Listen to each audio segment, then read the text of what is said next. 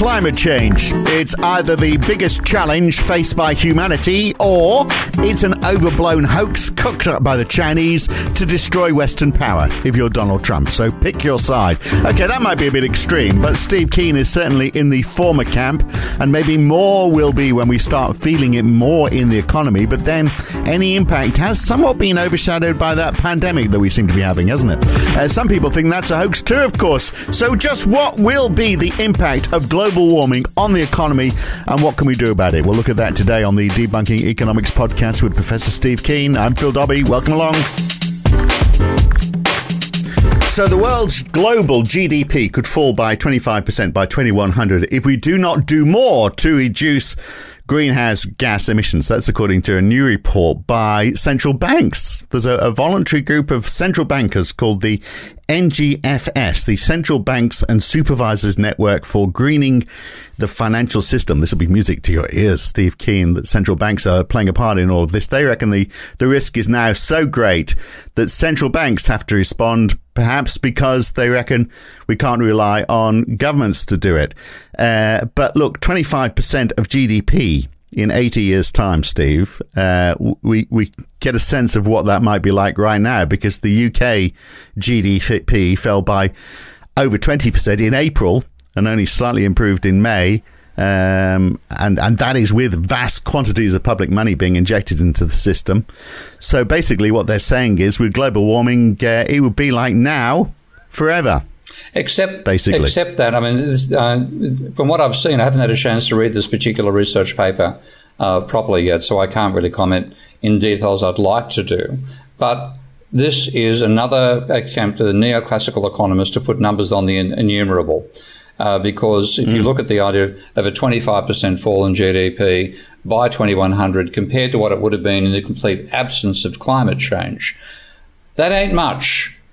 Okay, it's a lot more than Nordhaus is talking about, but it still ain't much when you compare it to what people like Linhaus are talking about. Mark Linhaus, whose most recent book came out just a month or so ago, 6 degrees, our final warning, saying that at the level of temperature increase of 3 or 4 degrees of Celsius, it would probably mean the extinction of human civilization and could mean the extinction of the human species. Now, when I see another, even though that's bad for GDP, that's pretty bad for GDP. Yeah. Nordhaus had said that basically, a 19% rise in global the surface temperature of the Earth of 19 degrees would halve GDP, just half. 90, we'd all be dead. The planet be fried.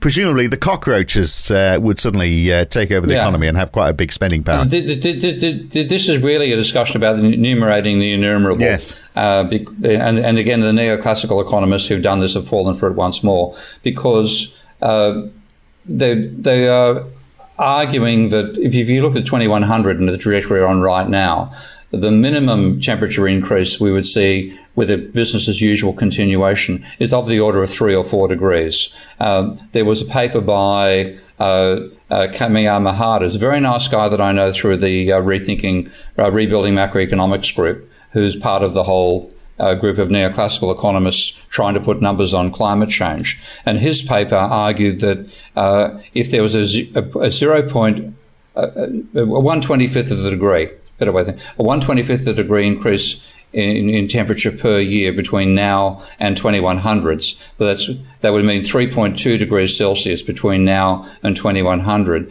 That would reduce GDP, I think he said, by 7.62% of GDP. And when I was my first correspondence with him, I simply wrote off in a laugh. You sure it's not 7.63 rather than 7.62? It's this ludicrous idea of false precision in numbers. Yes. You know, here we are talking about something 80 years in the advance, and we're talking about a 3.2 increase in global, 3.2 degrees Celsius increase in global temperatures, which is something the planet itself hasn't seen for the order of tens of millions of years. And we're going to be giving precise GDP estimates to how much it's going to damage the GDP. It is all crap. It is garbage that is cluttering our minds, and we should throw it out. Even though I'm glad they're giving a number 10 times as bad as Nordhaus's, but it's still a stupid number. And the problem, of course, is that the moment you start to put specific numbers on it, then it starts to become like a cost-benefit analysis. Exactly, and that's you've got. So one example is Bjorn Lomborg, a doctor. I don't know. I'm not quite sure where he's a doctor. I mean, he's a Danish former director of the government's Environmental Assessment Institute, which is a bit of a way because he's just written a book called False Alarm. So you can guess what that's all about. He reckons that limiting global warming to 2.5 degrees, the actual cost in doing that is going to be considerably more than to the economy. Is going to be more than the damage that would be done to the economy by allowing it to grow. And this is the problem with numbers, isn't it? Run a cost-benefit analysis and you go, it's just not worth doing anything. Exactly. I mean, I wonder, I seriously wonder this. Is Bjorn Lomborg simply a fraud who was using this money to give himself a nice lifestyle so long, or does he believe the shit he comes out with? I really don't know. I have a feeling that Richard Toll believes the bullshit he spouts. I expect Nordhaus believes his. Lomborg, I wonder whether he's just a snake oil salesman who's giving himself a comfortable lifestyle by promoting this stuff. There is no way that we are going to see a 0.2% to a 2% fall in GDP by 2100, which is the sort of garbage coming out of the neoclassical economists who feed all this misinformation by Lomborg and so on. It is survival of it is a sustainability of the biosphere for life that we should be talking about. It is not something you put a percentage of GDP on. And I mean, even though, as I said, this particular World Central Bank report at least is putting a number 10 times as big as the norm for neoclassical economists has been, but it's still an insanely stupid number when numbers don't matter. This is about survival. Nobody said when the Titanic was hitting the iceberg, this is going to change your life survival chances by 12%. It would have been a 12% estimate rather than 100, by the way. With neoclassical economists doing the numbers, they would have said, they would have assumed to reach equilibrium 1 metre below sea level. But they could see the iceberg, couldn't they? I mean, there's the difference. The iceberg was there. It's there and it's looming. We've already hit the iceberg, quite possibly. And the trouble is that the time lags in between the actions that we undertake and the feedback on the system in which we live. Those time lags are so huge that we don't realise the consequence of making a mistake about them until we're on the wrong side of them. In fact, I just thought of a good analogy for this. Have you heard of what's called the event horizon for a black hole? No. Okay. The event horizon for a black hole is the point at which... is that the point at which you... The point at which you can't turn back. Well, once you don't even know when you've passed the event horizon, but once you have, you can't get back out again. Okay? Now, I believe we're past the event horizon for global warming. I think we've set the pressure we're putting on the biosphere right now and the responses that's generating in the biosphere are well past the point of no return for the lifestyle we have. Right. For the lifestyle we have. And so then that becomes the point. Well, where the argument becomes, why not? Well, we just won't do anything in that case. And that's why people are searching for numbers, isn't it? Because they're trying to say, well, okay, we need the numbers because we need to put it into a financial model. So we create maybe it is a cost benefit analysis, but we create the argument that this is why we need to do something, which is obviously why this group of central bankers have got together. And they obviously, the central banks, they're expected to come up with numbers, but here's a group of individuals who are saying we need to do something. So you've got to applaud them for that. But again, it's using the wrong framework of doing the numbering. This is why I'm so angry about William Nordhaus in general, because he destroyed the work of Jay Forrester, who was the person who invented the concept of system dynamics, which is basically ways of building a graphical user interface to build mathematical models of feedbacks between one process and another, where you can have positive and negative feedback. So amplifying and dampening interaction between different systems. And that technology was killed at birth by William Nordhaus. He castigated, abused, ridiculed the work of Jay Forrester in the first place, and then the limits to growth. Now, the people who developed that technology, and I've spoken to one of them, Randers, they expected economists would embrace this stuff because it would free them from having to pretend equilibrium applied all the time.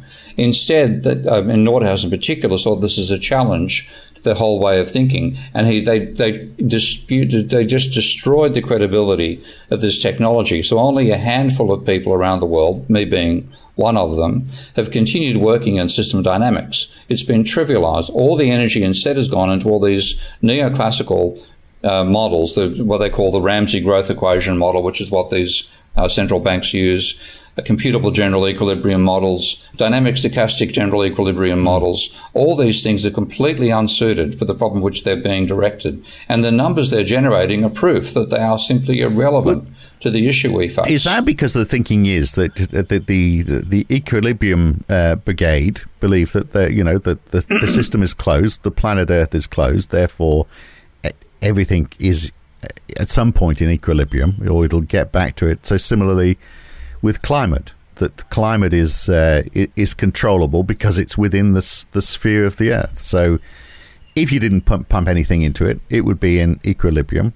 If we take something out, it'll go back to equilibrium. Well, is that part of the problem? It's the same thinking on climate as it is on economics. I think the problem, thinking in general, is not being aware of the fact that the Earth is actually an open system. It's an open there's system. That thing called the sun. There's a thing called the sun. That thing called the sun, if it weren't there, this conversation would be rather, pardon the pun, frozen. Because we'd be a couple of degrees above absolute zero. So we only exist because of the sun, energy coming in from the sun. The balance we talk about is not an equilibrium by any stretch of imagination, but a dynamic balance comes out of the fact that the radiation coming in is equivalent to the radiation going out again. And that's what gives us some sort of homeostatic balance overall. What we're doing with global warming is increasing the amount of energy they're retaining in that process. So the equilibrium we're going to is with an equilibrium, a balance with a high level of retention of energy, such that the energy coming in, again, is equal once more to the energy going out, but the actual level of retained energy will be several degrees higher. Now, I'm now getting a very strong personal experience of what it's like to move from one of the extremes of human habitation of the planet, which is the UK and the Netherlands, to another extreme, which is southern Thailand. And let me tell you, you don't want to get temperatures 2 degrees warmer than I'm experiencing right now. You simply don't. I enjoy warm weather, as you know, being a Sydney-born boy. But holy hell, when you walk out and the first thought you've got is, where's an air conditioning unit? How can I get back indoor again? That's the first thing that strikes your mind when you walk outside and the temperature is 37 degrees. So that raises, and by the way, I think you wouldn't call the UK and Holland necessarily extremes when you've got Canada and Antarctica. It's still warmer than those places. But maybe it's the equitable climate that everyone's looking for. And here's an interesting thing on that. There was a few years ago, there was a paper that was published in Nature in 2015. It was Burke, Hsiang, and Miguel from Stanford looked at the GDP impact from climate change in various countries. Now, I'm not sure on the science on all of this. Basically, they looked at how countries were currently being impacted by changes in temperature and rainfall, and used shared socioeconomic pathways. I'm not sure if that means anything to you. Doesn't to me, but they came up with a set of numbers that's saying by 2100 there would be a 92% fall in GDP per capita for India, and pretty much the same for Africa and the Middle East, a 53% fall for Australia, 42%, again, very precise figures, they didn't have decimal points, but for China, 36% for the US. But the UK, basically all the cold countries would do well. 42% increase in GDP per capita for the UK, 67% increase, 67% for Germany, 103% for Austria, fourfold increase in GDP for Russia, and 2.5 times for Canada. So basically saying, look, the cold countries are going to do well out of global warming. You can imagine people in Britain going, well, we don't need to do anything about this because our GDP is going to grow because of it. This is some of the crap.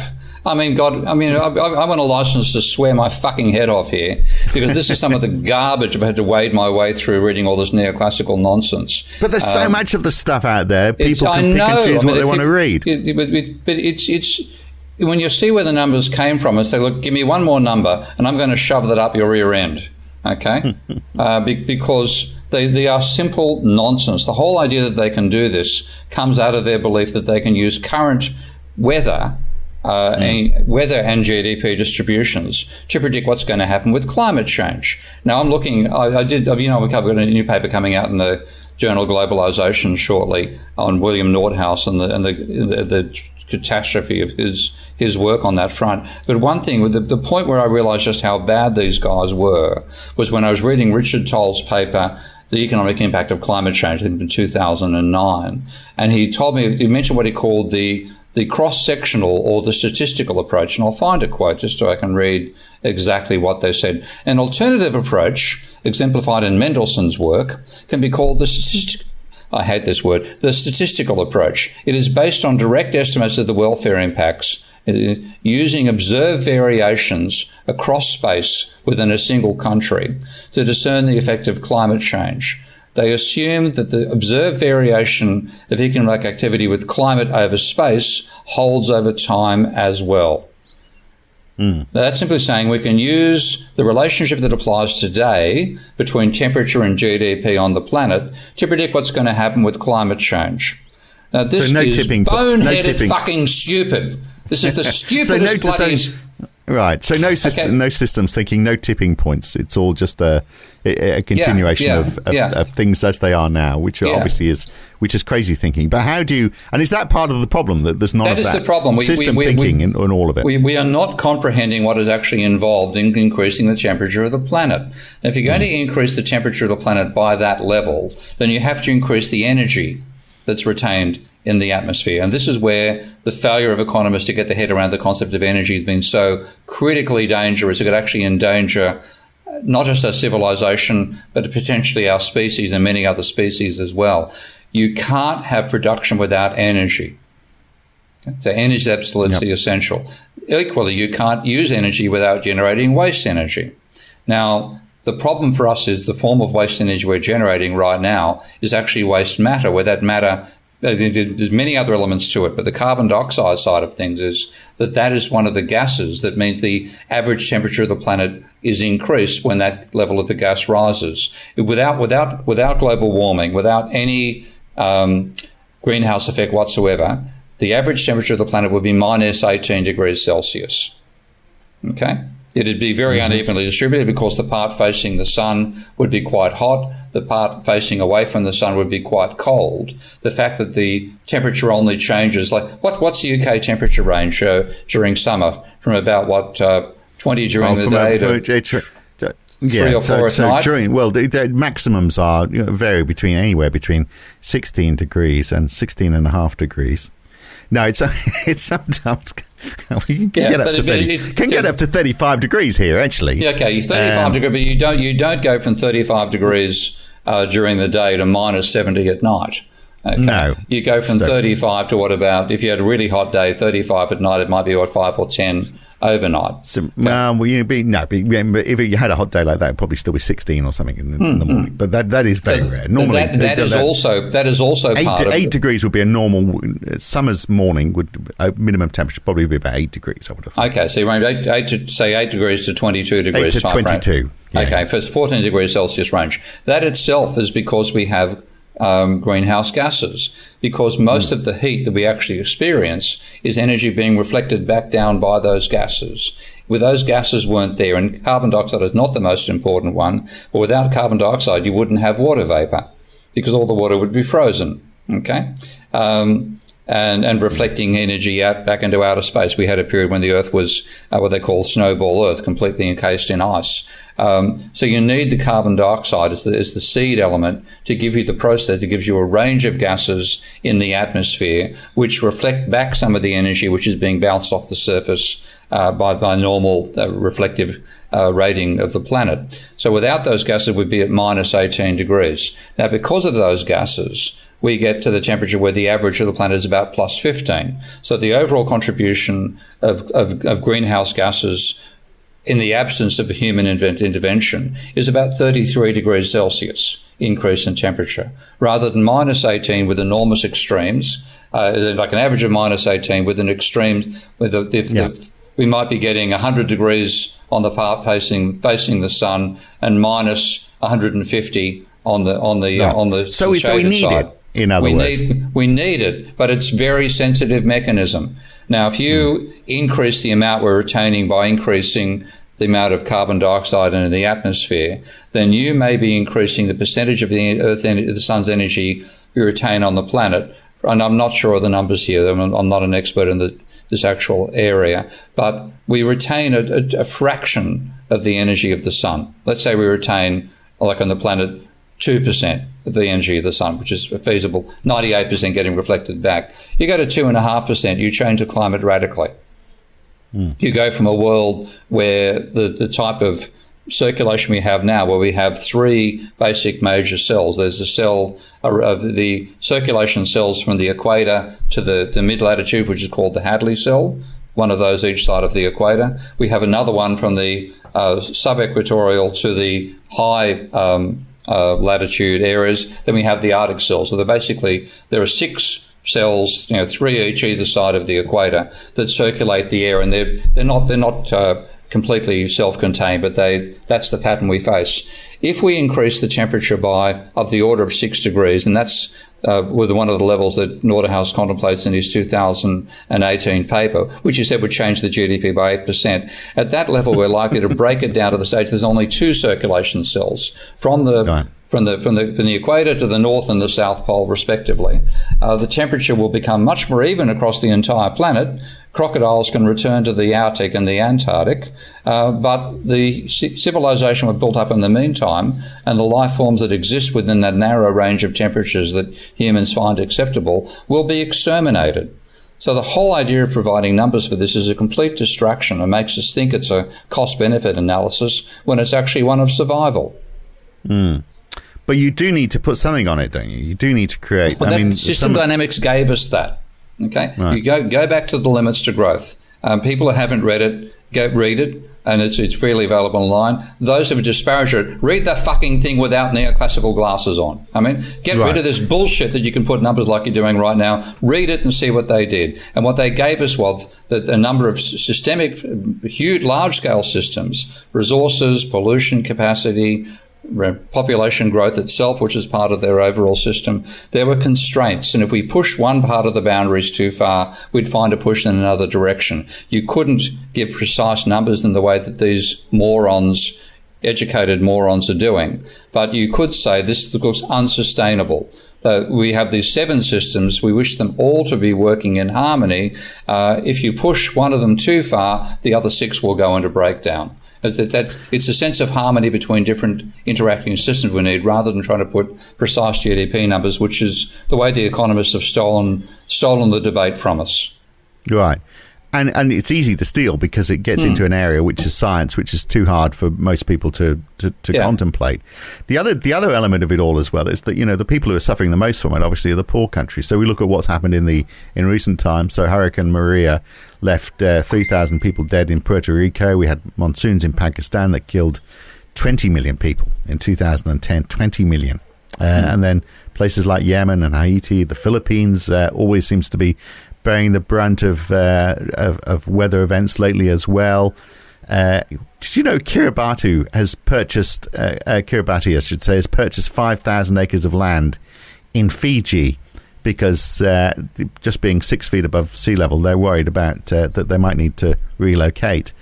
But in the West, we don't care too much about these places, do we? We're more concerned about our plight, and we feel as though when it comes to climate change or extreme weather events anyway, some people argue that they're not related, we have the capability to deal with that. So there's a selfish angle to all of this. I think that's where it's going to come back and bite us, because part of my attitude for a long time has been that when we start having systemic breakdown, when climate starts to destroy the production systems on which large parts of human society depend, yes, there will be some third world regions that suffer very badly from that. So India, relied upon the monsoon, for example, the monsoon fails and hundreds of millions of people could die of starvation, die of thirst in that situation. But equally, if you find that the production systems that the West relies upon that give it the food, like the UK, for example, I think imports 30% of its food. Okay, if all of a sudden that 30% of the food wasn't there, how would life in UK change? It would be a fairly radical alteration. Whereas if you're living in a region of the world where it's feasible to produce enough food for everybody in the fields that are within 2 or 3 kilometres of where you live, then it's quite possible those less developed parts of the world will survive this better. Now, so I think, and that's one reason that the coronavirus has been an intriguing experience for the West. It's broken it out of the complacency, thinking, oh, we're so much better off. We will survive this stuff. Those poor people in the third world, they'll suffer. I'm in the third world, guys. I can go shopping. Yeah. I can go to the beach because this society managed to stamp out coronavirus. Well, I gave the example of those millions who've died in Pakistan. If 20 million people had died in Pakistan from COVID-19, and that was where it all started, then we'd all be there trying to contain it because we'd be worried that it'd be coming to get us. That's sort of what you're talking about, isn't it? We're sort of like saying, well, it's a problem for them, it's not a problem for us. But the moment it becomes a problem for us, then... It is a problem for us. We've let it become one because we don't have the systems to cope with it. We have gone so disaggregated, so market-oriented, and so much focused on the ideology of individual rights without seeing us as part of an overall human life system on this planet, that we are now jeopardising that life system itself, and it couldn't give a shit about our politics or about where the shiniest cars are. In the breakdown of climate that will come, it may well be that the parts of the world which are least developed are the ones where humanity's got the highest chance to survive. I wonder how Nordhaus would have modelled COVID-19 if he's assuming that the 3% increase in temperature is only going to equal 1% of GDP, and yet 140,000 deaths from COVID-19 in the UK has, well, who knows what it's done to GDP, but at least a 30 or 40% decrease in a couple of months. That sounds like slightly more marked reaction for a relatively small number of deaths compared to what the impact of climate change is going to be. I mean, that shows how once you're on it, once the event is right upon you, the reaction is far greater than you would have imagined. Yeah, the numbers are useless, and they distract us from actually doing anything serious about it. So, I would, again, it's sort of, giving a probability analysis or a GDP estimate for the Titanic. It is an inappropriate way to think about the world in which we live. And the answer should have been that we should have been saying what are the sustainable bounds for not just humans' life on this planet, but life in general on this planet. What are the boundaries? And those boundaries would be telling us in terms of like if we limit it to what the boundaries where life itself is feasible, then we're talking about the order of 6 degrees, plus or minus 6 degrees. The biggest extinctions in the history of the planet have been at temperature levels about 6 degrees above where we are right now.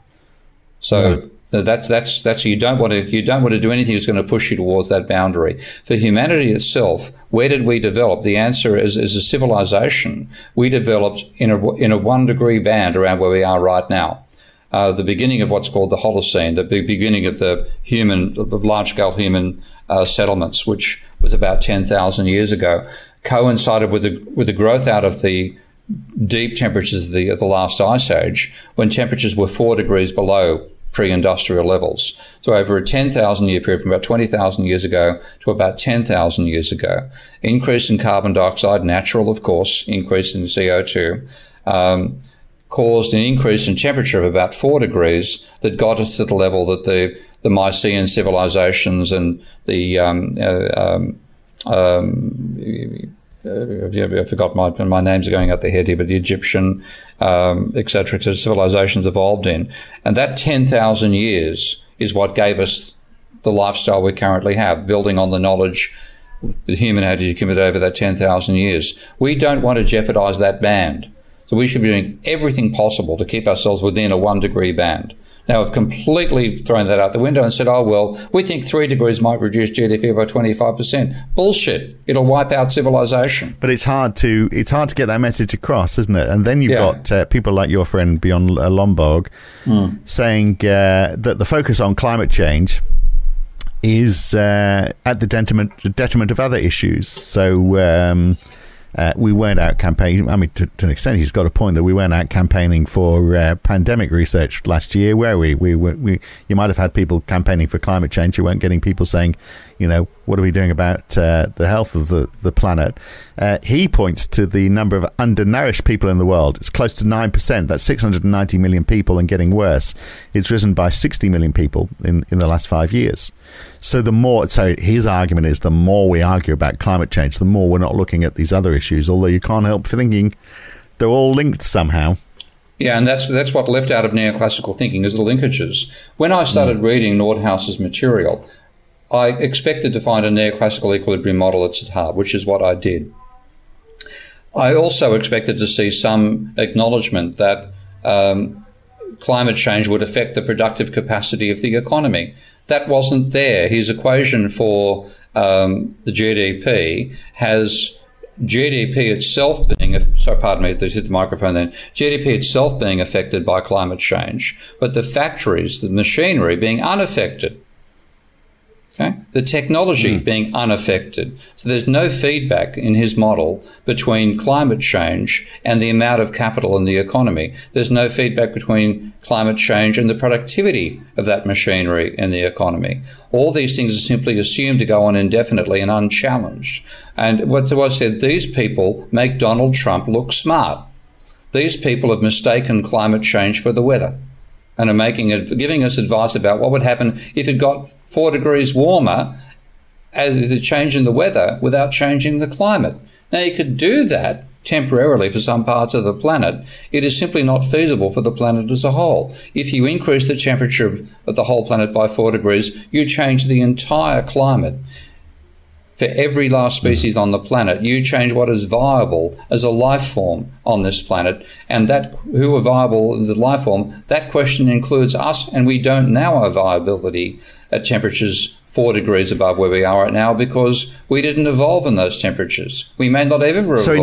So in Nordhaus's work, he totally ignores the idea that there are systems that will reach a tipping point and then they'll spin out of control. I'm going to be having a great time exposing this bastard when my paper comes out in Globalization shortly. And of course, readers have seen it. It's been published on the blog already. But my favourite example of just how scurrilously I'm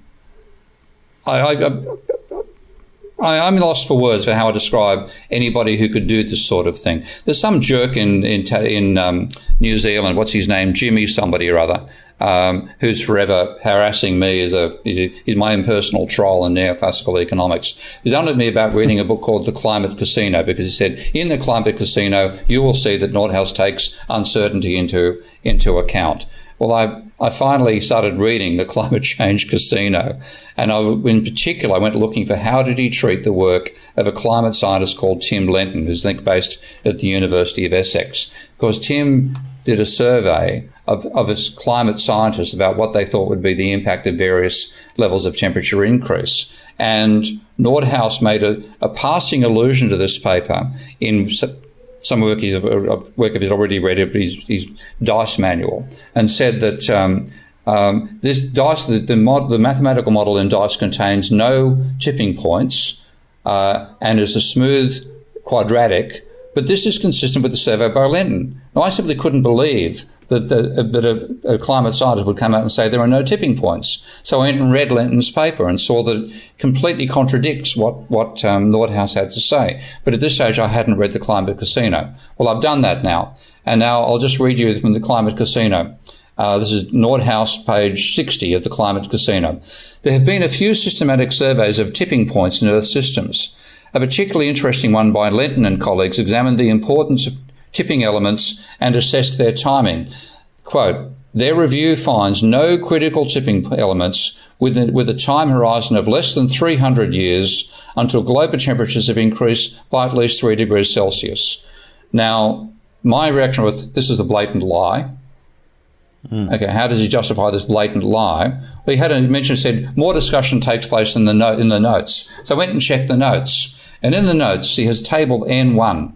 And this has a number of tipping elements, timescale and how many years that might happen, the threshold warming involved, level of concern, where most concern equals 3 asterisks. And what is the concern? So Arctic summer sea ice, he said, timescale 10.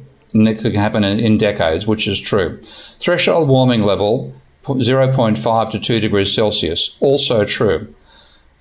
Concern, amplified warming, ecosystems, etc., also true. Level of concern, low concern, 1 star. Where the hell do you find that? So I go to Lenton's paper, the one he's quoting, and there is no such column about level of concern. If you read Lenton, what did he say? He's put it in himself. He's put it in himself. He's claimed there's no concern. He made it up in so many words. And this is the standard of work that we've let get away with shaping our reactions to climate change. Now, this is all bullshit, that we are going to die. People are going to die on a large scale. Life systems will fail. And the problem is it's not going to get exposure, is it? So, I mean, it's easy as a non-scientist for it to be seen as, it's one of those issues that's around. I mean, if you look, back in the UK now, the weather here is a lot better than it was when I used to live here. So it's very easy to say, and I'm only partially joking that climate change has been good. I'm having a better quality of life because the weather has definitely improved in the UK. And that'll be fine. That'll be fine until the food system breaks down. Yeah, I mean, then it won't be so good. Yeah, that's right. And also, the original when the Sainsbury's shelves are empty, then that becomes problematic, even with the nice weather. Yeah, absolutely. So all of this is a big issue, and it's a big problem now. Because it is going to be off the agenda, isn't it, for a while now? Because we are now more concerned about pandemics and how we tackle those, even though they may also be related. They are related. The focus now, obviously, is on getting a vaccine and getting everyone injected with it. I mean, that could take years, and there's going to be no talk of anything else apart from perhaps Brexit. But even that's taken a backseat. That's how powerful this pandemic's been. And so climate change is way down the pecking order now. It is going to be way down the pecking order, but if we find a series of events like this continue to come our way, it'll peck its way back up again. And I do see coronavirus as something which is related to the pressure humanity is putting on the planet. We are the only predator that it's worth becoming a pathogen to. Why bother becoming a pathogen to a lion? Because the lions are being exterminated. If you're going to evolve a successful pathogen, humans are the best vector for it, and the animals nature human finds use. its level. Yeah. So we are. This is in that sense, rather than saying we should forget about it, I think this is the canary we should take serious notice of. We've ignored the other canaries. Okay. The problem is we have parochialism. We have parochialism, which gets in the way of all of this. So if we look at, things we've talked about, like inequality, and then food security, which has been mentioned by our friend in Denmark, pandemics, climate change, throw them all together. They're all global concerns. How do we tackle them globally? Because if you have global bodies, like the World Health Organization, arguably they become political, whether by their own fault or not. They will be politicized. How do we, as a human species, tackle all of these things which are clearly interconnected? How do we do that in a sensible way using science? And that was what systems dynamics global acceptance. That's what systems dynamics was trying to do 50 years ago. And if the amount of money that had gone into developing neoclassical dynamic stochastic general equilibrium models and other garbage like that had gone into system dynamics instead, we'd probably have sophisticated enough systems now to be able to actually handle this and have them communicated to people who don't have a science background so they can actually follow what the arguments are. Instead, we're in the absolute dark ages still of doing system dynamics, and we've got this blasé bullshit from people like Nordhaus and Lomborg telling us there's nothing to worry about. Once we find there is something to worry about, my only question is what's the suitable form of punishment for people who delayed us in making that decision? And right. I'm wondering where I could put a prison without air conditioning and to replicate the average situation for people on the planet into which we could house people like Lomborg and Nordhaus. But we're all a bit to blame. all a bit to blame because Nordhaus is telling us we want to hear. He's telling us that there is an issue, but it's not that big, so you don't have to worry about it too much. What we're worried about is people like you coming out with systems models that are going to tell us that things are far worse and we're going to have to compromise our lifestyle. We don't want to hear that. We'd rather spend the money on those people who are going to tell us things aren't so bad. Well, that's true. That's part of human weakness. I've no argument there. But I would like to exalt the best rather than the worst elements of humanity. And I think we're letting the worst drag us into serious crisis. And the fact that they actually can exploit the worst elements of human behaviour should be no excuse to what they get as a punishment. So these climate accords where the world leaders get together every so often, periodically, and sort of agree to something, and then some of them actually follow through and some don't, and then some pull out. Are they a waste of time? Is that the wrong tack? Yeah, they've been a waste of time. I mean, again, it is partially the fact that we've never experienced anything like this before. It is completely uncertain in terms of our own past experience. There's no statistical knowledge we can apply. There's no experiential knowledge we can apply. And that's why I'm so angry about this faux mathematics of the neoclassical economists giving little numbers like 25%.